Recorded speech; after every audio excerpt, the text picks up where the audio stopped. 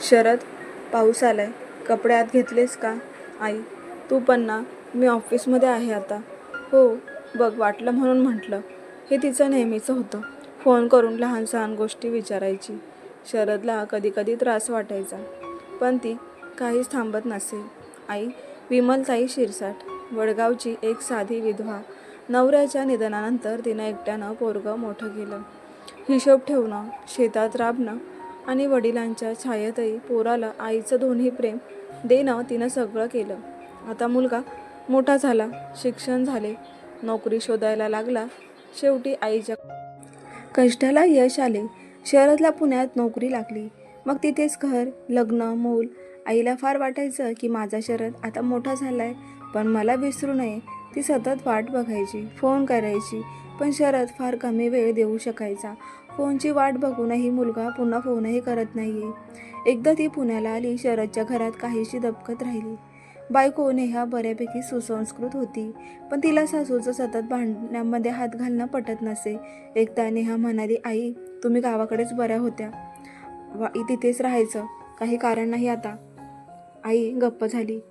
मुलाला पण काही सांगितलं नाही. आपली बॅग भरली आणि दुसऱ्या दिवशी परत केली.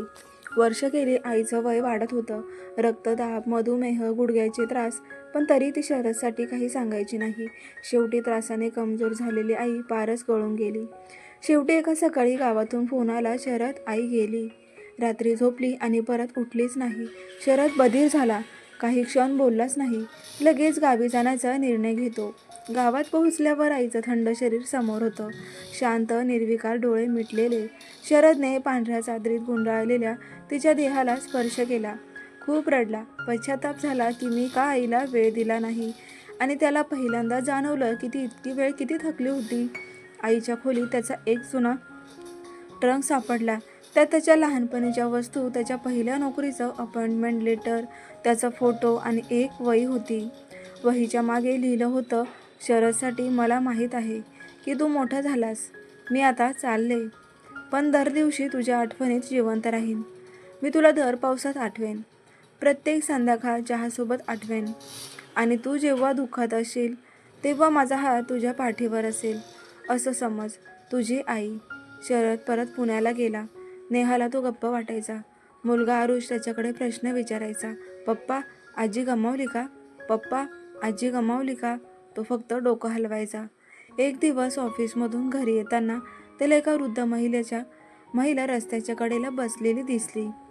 त्यांनी काही विचारलं नाही, फक्त डोळे ओले होते. शरद गेला, तिच्याजवळ बसला आणि विचारलं, तुम्ही काही खाल्लंय का? ती डोळे पुसत म्हणाली, नाही बेटा, फक्त थोडं बोलणं हवं होतं.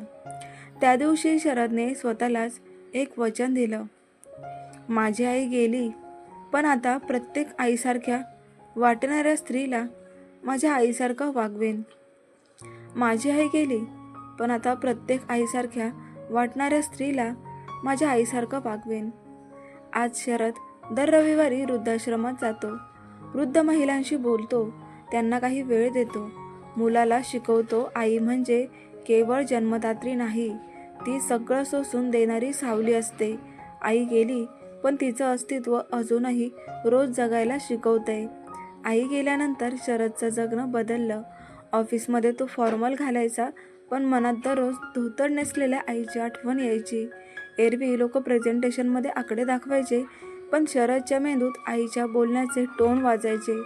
पोरं मोठी होतात, पण आई कधीच लहान होत नाही. कधी 2 वाजता जेवताना त्याला आईच्या भाकरीची चव आठवायची, आणि तो घास अर्धवट ठेवून उठायचा.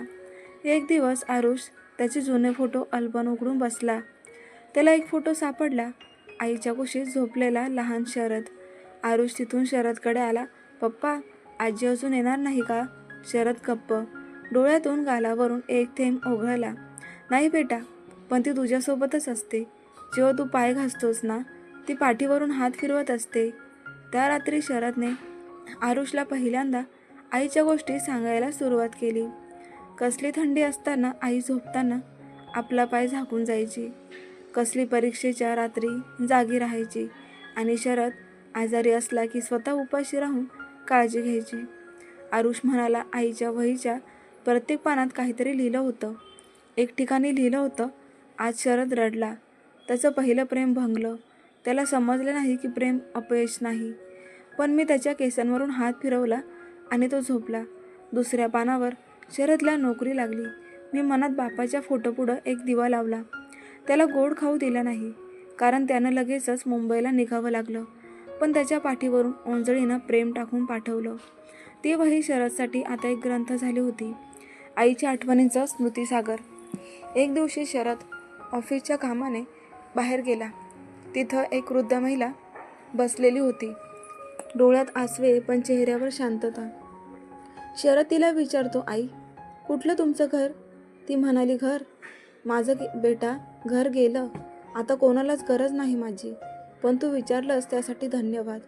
शरद स्तब्ध झाला. आई गेली, पण अशी हजारोंची आई अजूनही जिवंत असते, कुणाचं प्रेम, स्पर्श आणि थोडीशी ओळख शोधत. त्या दिवशी शरदने ठरवलं, माझी आई गेली खरी, पण प्रत्येक आईसारख्या स्त्रीमध्ये तिची सावली आहे आणि मी ती जपून ठेवतो. शरदने आईसारखी सावली नावाचा एक प्रकल्प सुरू केला, वृद्ध महिलांसाठी. जे मुलं विसरून गेले त्यांच्यासाठी एक घर. तिथं लहान पोरं येतात, आजींशी गोष्ट करतात. शरद आठवड्याला एक दिवस स्वतः जेवण बनवून त्यांना खाऊ घालायचा. शरदचं काम पाहून पत्रकार विचारायचे, तुम्हाला एवढं कशामुळे सुचलं? शरद हलक्या हास्याने म्हणायचा, माझी आई गेली, पण तिचं निघून जाणं अजूनही संपलेलं नाही, कारण ती अजून माझ्या प्रत्येक कृतीत आहे. अंतिम विचार, आई म्हणजे काय? आई म्हणजे फक्त जन्मदात्री नव्हे. ती एक समर्पण असतं, एक व्रत असतं, एक जीवशक्ती असते. तिचं शरीर एक दिवस जातं, पण तिचं अस्तित्व ते कायम राहतं, अगदी आपल्या हृदयात. आई गेली, पण तिचं प्रेम अजूनही मला दररोज चालवतो. आई गेली, पण तिनं दिलेला सूर अजूनही माझं आयुष्य गातोय. तर प्रेक्षकांनो, कशी वाटली तुम्हाला आई ही कथा? कमेंट करून नक्की कळवा. अशाच नवनवीन कहाणी पाहण्यासाठी सबस्क्राईब करा. धन्यवाद.